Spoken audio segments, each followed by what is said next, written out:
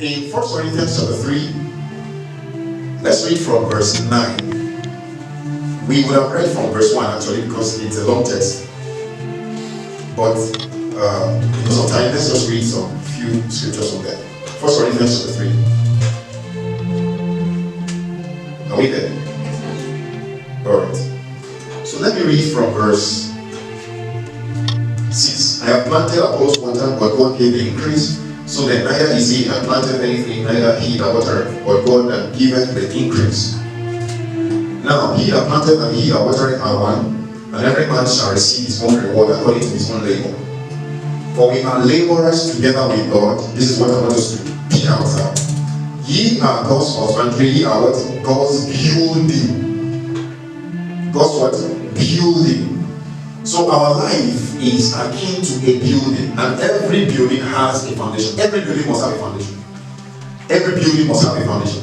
So if the scripture says that we are God's building, that means it is important for us to understand what is our foundation, and more importantly, to lay the right foundation.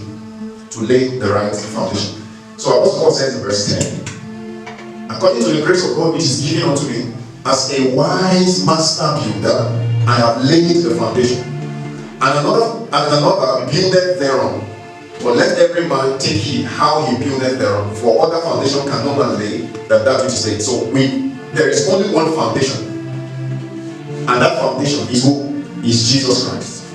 That foundation is Jesus Christ.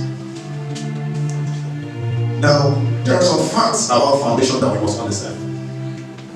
Number one is foundation determines the strength of the building. Many of us here, or maybe one or two persons are in the engineering department, maybe civil engineering, I'm not sure. But if you see environments that are prone to earthquakes, there is a way the structure of the foundation is set. So even when the earthquake happens and the building is shaking, there is something that the engineers do. I don't have the right words for it, but the building absorbs the shock so that it doesn't collapse with the earthquake. So the strength of the building is determined by the foundation of that building. So if the foundation is weak, that means the building will be weak. Number two is the height. How far the height of the building is determines the depth of the foundation. This happens also in trees. There are some oak trees, big trees, that the root goes feet down to the earth just to tap into water.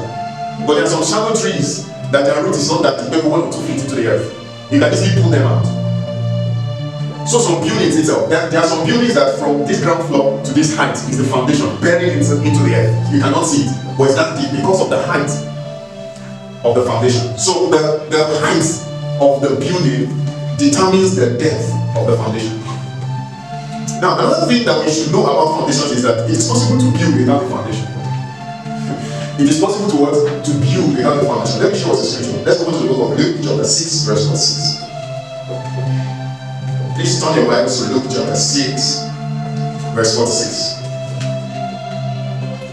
Are we there? Okay, he says, and why call ye me Lord, Lord, and do not the things which I say? He says, whosoever comes to me and hears my sayings, and does them, I will show you to whom he is like.